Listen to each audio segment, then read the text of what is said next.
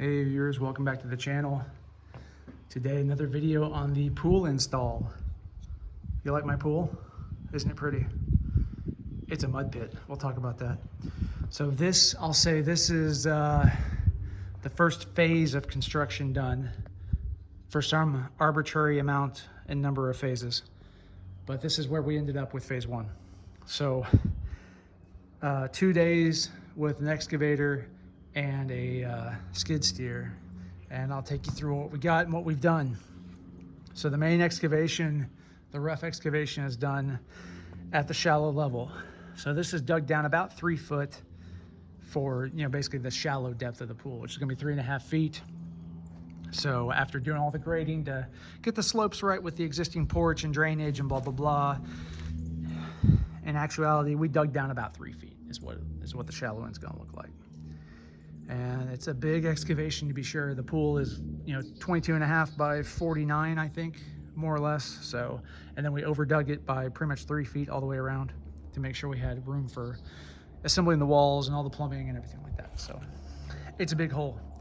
Now the problem with this hole is it's a muddy, muddy mess. There was standing water in this thing for about a week, and it's still bad.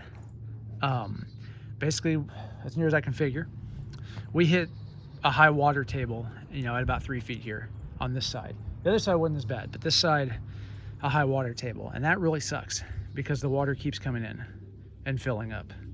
And so our worst case scenario is we're gonna have to excavate more, dig a ditch, do a pseudo French drain type of system, basically to be able to shunt all this water out into kind of a gravel trench, out, down, following the slope of the deep end, and out away into like a sump, right, where we can have a sump pump to pump it out and keep the groundwater at bay.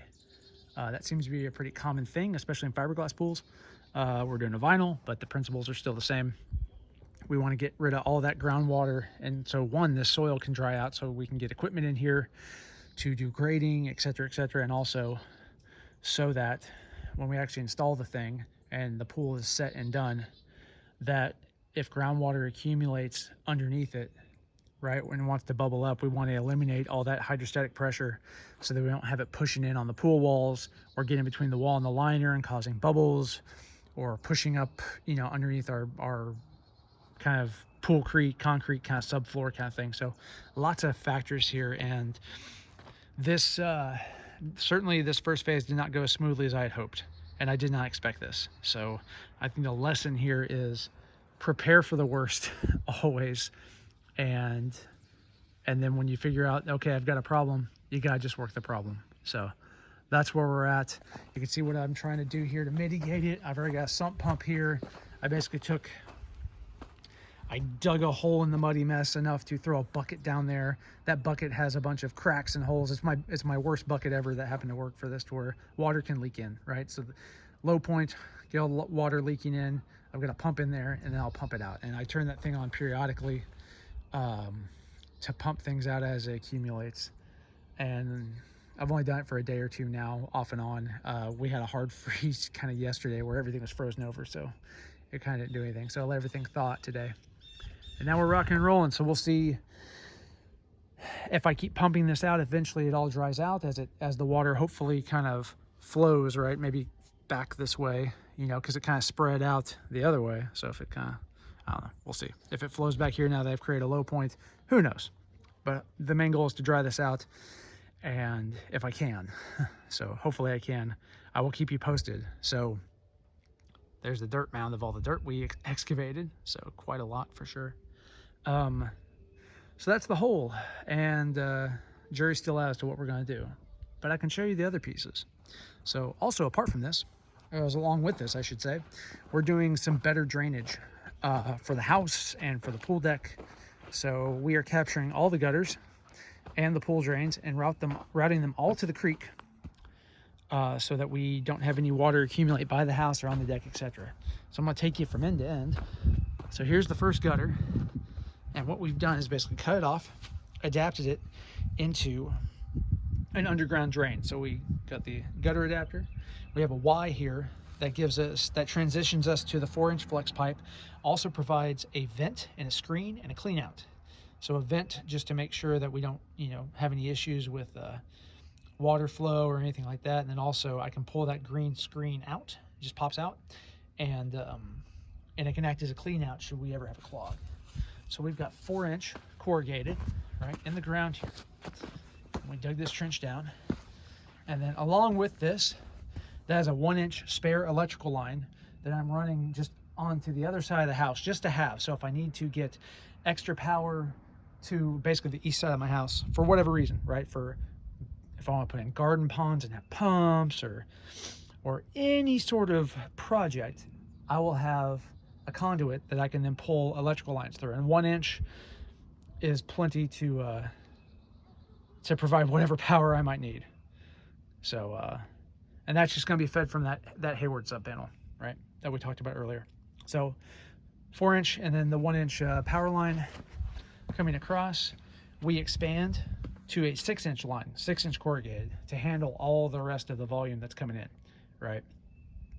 You can see there as we excavated, the black cable is my old DSL line, right? Basically buried like Cat 5. And then the smaller conduit that parallels it is the fiber line. That's our current internet. So great care was taken to excavate this because we don't want to cut the fiber because that makes everybody sad. Our first Y here in the 6-inch that has a 4-inch output, so we can connect a 4-inch line to it. That is going to connect to the pool equipment pad, and you can see here the extra excavation. That's for all the pool piping and everything to stub up to, and because that's where all the equipment's going to be. We are going to have basically a backwash line. So it's not going to be backwash in the sense of like a traditional sand filter, pool filter backwash, because I'm going with a Hayward cartridge filter. But it's going to be basically a three-way valve where I can divert all of the water that's being pumped, out of the pool, circulating through and back in. I can divert that water to this drain system. So if I need to pull water out of the pool, rather than having to get, that flexible hose and mess with all that, I can turn a valve and it'll dump into this system and done. So no mess, make it nice and easy. Minimal cost really to hook it up this way, right? Especially while the trench is open, right? Let's do this right. So that's our first Y. Moving along down, right, 6-inch. Now we pick up another piece of conduit. So that is my fiber junction box going down, right, for all the fiber coming into the house off the property so far. And so if you recall from the original house install, right, with those 3 conduits, I pulled in 1 spare where I could have an extra pair for something, right? And so this is what the something is. And so I basically have another 1-inch conduit to handle another pair of fiber, again, going off to the east side of the house to feed whatever, right? My thing is probably cameras on the chicken coop, right? For chicken coop automation. We'll see how that goes, but that is what that's for. Incidentally, here's a tangent, fiber. I bought the fiber cable to feed my shop. If you recall the previous videos and my plans, I have provisioned 4 pairs of fiber to go to my shop building, right? Over there. Just 1 pair to feed the shop and 3 provisional to push back to the rest of the property for whatever future projects, pool house, barn, lake, pond cabin, whatever, right? I'm a planner. I like to plan. So the problem with that is it was about 10 feet too short. And if you've ever bought pre-terminated fiber from like Land Shack, that's where I got it from, you know that they don't take that back. Once they make it, you bought it. And so I was 10 foot short. Needless to say, that hurt because that was about a $450 mistake. And so, if you need a 120 foot in-ground rated spool of fiber, right? 4 pairs, 8 strands, LC terminated fiber, holler at me because I might have a deal for you. Second, when you measure, make sure you measure. And where I screwed up, so you might know, okay, is I measured up the wall, I measured linearly across the yard, right? But I did not account for exactly how deep my original fiber pipe, you know, the conduit was buried. It was deeper than I thought, and that added enough, you know, enough, right? I mean, I was off by about 10 feet, right? Really, with the way I measured, over measured and everything, it's probably closer to 5 feet. So really account for that depth of conduit when you're measuring, you know, across the ground, point to point, maybe even up the wall like I do here to terminate into the demarc box. Make sure you account for how deep that conduit goes. Otherwise, you will come up short like me, and you will be sad. Trust me. So, okay, tangent aside, fiber cable, 6-inch pipe going down. So now we've got 2 1-inch conduits plus the drain, the 6-inch drain, right? Come across, goes all the way down across, and our next tap right here is for our next gutter. So we got this gutter coming down, right, and then feeding into a Y there, right? So we got a 664 inch Y to feed in there.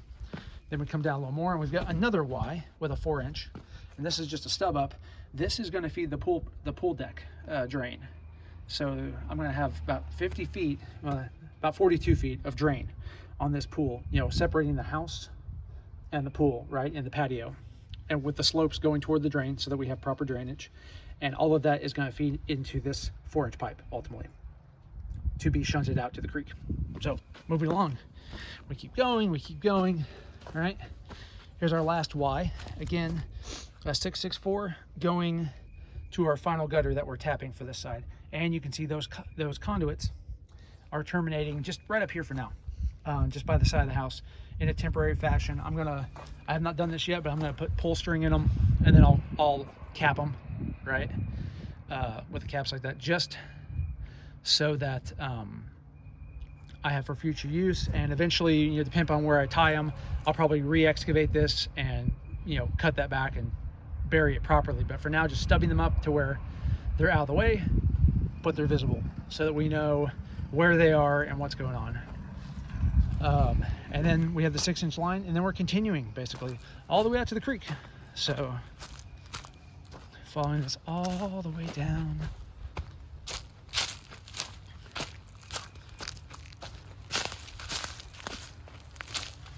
All the way down, you can see. And then I've just got it stubbed out right long, right to the creek. Eventually, I'm gonna cut it, you know, by the creek bed, and then build up some sort of discharge, right? I've got a cap on the end, like a little cone filter type of thing, right, where the water can come out, that I'll build some sort of nice with rocks or something, right, to have it discharge nicely into the creek. So that way, all the water coming off the house is not just going to be, you know, go into the backyard or into the gutter system and spouted, you know, downspouts by the house and soak back in. I can divert it away from the house, but still get some use out of it, you know, where if nothing else, it feeds the creek and maybe makes the creek have more water in it to where it doesn't completely go bone dry in the summer. Who knows? And the other thing to think about is none of this precludes the system of, you know, if I want to tap off that gutter and divert some of this for rainwater collection, right, first, then I can capture all the rainwater I need to collect, and then any excess can go into the creek, right? So we have options, because ideally I don't want to waste all this, right? I want to collect the rainwater to water plants or chickens or whatever, right? So, but that's the drainage system so far. A lot of work, but it went together pretty well. I basically, for me, I hired out all the excavation and the heavy lifting. So those guys ran the machines. I grabbed a shovel to do as much hand digging as I could, and then I laid all the conduit and all the drainage pipe and all that kind of stuff. So a little hybrid of DIY and hiring it out, because I can't run an excavator, and I certainly can't run it as well as these guys. And I couldn't even rent the machines for cheaper than what I could pay these guys to run them properly, right? Because it takes me so long to operate. So that's what we're working with. You know, we still got some work to do stuff in these trenches before we close them up. And we don't know the state of how we're going to dry that hole out yet. But as soon as we figure it out, I will bring you all along. So thank you all for watching, and we'll see you in the next video.